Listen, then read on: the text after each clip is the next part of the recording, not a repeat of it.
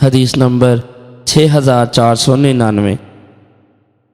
حضرت ابو ہریرہ رضی اللہ عنہ بیان کرتے ہیں کہ رسول اکرم صلی اللہ علیہ وسلم نے دعا کی، اے اللہ، میں جس مومن بندے کو سب و شتم کروں تو اس کے لیے قیامت کے دن قرب بنا دے۔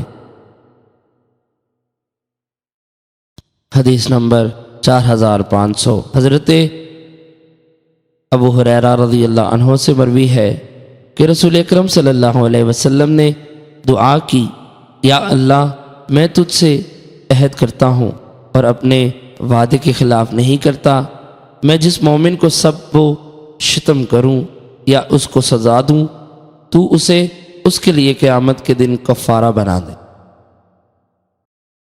حدیث نمبر 6501۔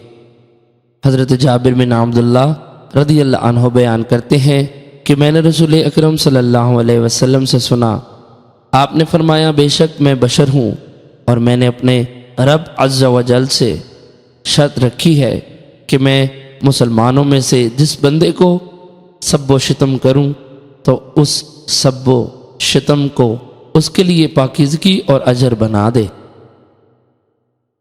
حدیث نمبر 6502۔ امام مسلم رحمۃ اللہ علیہ نے اس حدیث کی 2 سندیں اور بیان کی ہیں۔